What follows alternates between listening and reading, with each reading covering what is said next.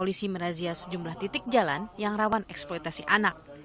Tersangka diketahui anak yang tinggal di panti asuhan ke sentra yang diduga melakukan eksploitasi anak ini berada di kasus eksploitasi anak yang terjadi di Jakarta Selatan. Eksploitasi di mana angkanya terus-menerus meningkat, tetapi pada intinya adalah benang merahnya memiliki izin dan diduga melakukan eksploitasi anak melalui media sosial. Ungkapan eksploitasi anak yang dilakukan orang dewasa bahkan orang.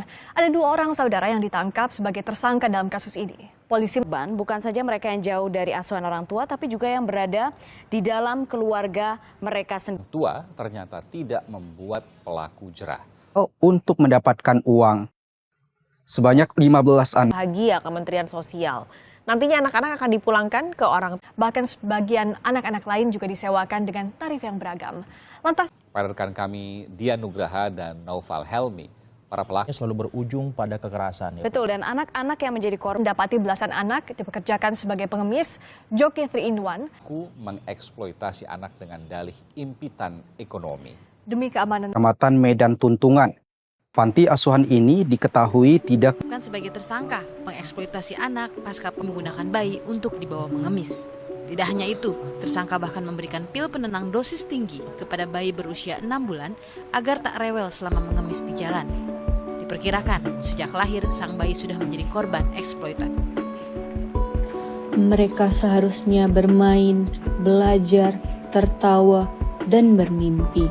Tapi di balik keramaian kota, masih ada anak-anak yang dipaksa bekerja, menukar masa kecilnya demi sesuap nasi.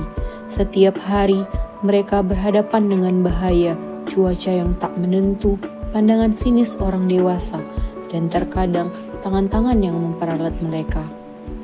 Eksploitasi anak adalah luka sosial yang nyata. Mereka dipaksa bekerja di usia belia, kehilangan masa kecil, kehilangan hak untuk bermimpi.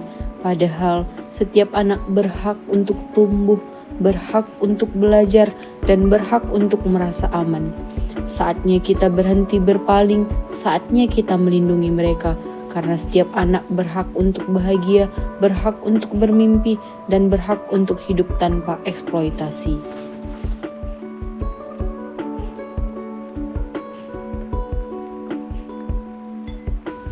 Di mata hukum, setiap anak memiliki hak yang sama. Di antaranya adalah hak untuk dilindungi, bukan untuk diperdagangkan. Undang-Undang Nomor 35 Tahun 2014 telah menegaskan eksploitasi ekonomi terhadap anak adalah bentuk kejahatan. Tetapi, hukum saja tidak cukup jika hati kita tetap membisu. Mereka butuh lebih dari sekadar belas kasihan. Mereka butuh kesempatan untuk sekolah, untuk bermain, untuk tumbuh dalam lingkungan yang aman. Jangan jadikan kemiskinan menjadi alasan untuk merempas masa depan mereka. Karena anak bukan alat untuk mencari nafkah.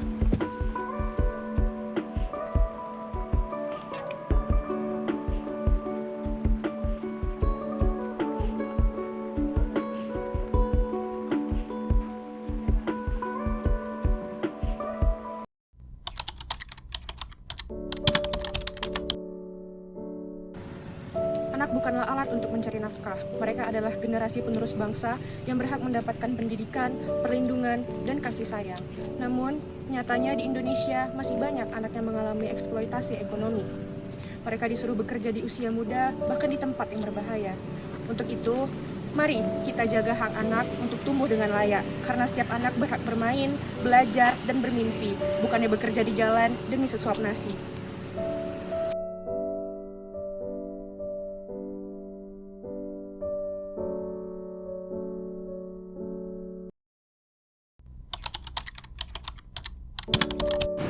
Menurut Undang-Undang Nomor 35 Tahun 2014 tentang Perlindungan Anak, eksploitasi ekonomi anak adalah tindakan memanfaatkan anak untuk memperoleh keuntungan dengan cara apapun yang mana dapat merugikan tumbuh kembangnya anak.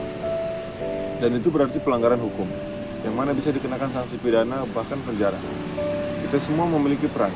Masyarakat bisa ikut membantu dengan tidak memberikan uang kepada anak jalanan, melainkan melaporkan kepada pihak yang berwenang ataupun lembaga sosial jika melihat eksploitasi anak. Pemerintah dan lembaga-lembaga sosial juga terus berupaya untuk memberikan pelatihan, pendidikan, maupun perlindungan hukum agar anak-anak jalanan ini bisa mendapatkan masa depan yang lebih baik. Aku baru pas itu di Jakarta juga jualan juga, tapi di Medan juga jualan. Kok bisa dari Jakarta? Di Jakarta pas mama papa masih ada. Mama papa sekarang kemana? Udah pisah kak. Oh, jadi sekarang nggak tahu di mana dua-duanya. Nah bapak ada di rumah. Papa di rumah. Sama. Nah kalau mama kan pertama dan mama papa udah pisah, mamaku udah ninggalkan aku. Tapi karena ada Cece, jadi ketemu tapi cuma lewat-lewat aja. Jadi kayak nggak kenal. Kenapa jualan? Jualan cuman aku kan bantu-bantu ayah juga. Ayahnya jualan juga? Ayahku dulu sedikit kayak gitu, tapi sekarang udah lumayan sembuh.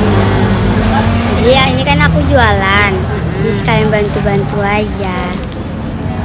Adik sekolah? Udah enggak kak. Harusnya terakhir kali sekolah kapan? Kelas berapa gitu?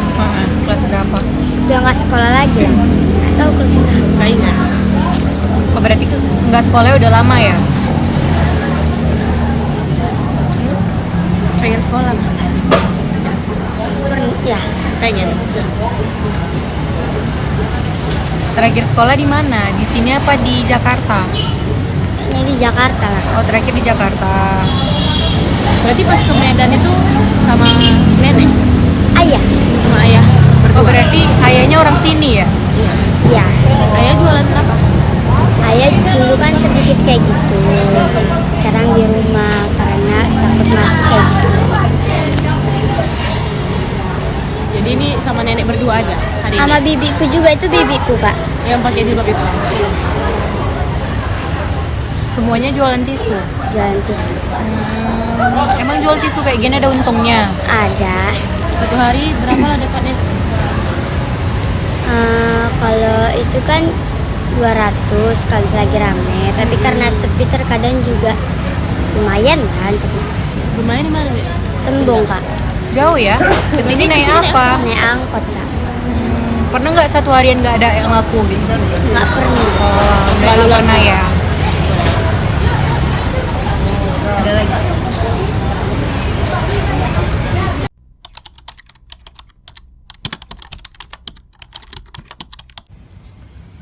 Mari bersama kita jaga hak anak untuk tumbuh lebih layak. Karena anak-anak itu berhak untuk bermain, belajar, dan bermimpi, bukannya bekerja di jalan demi sesuap nasi.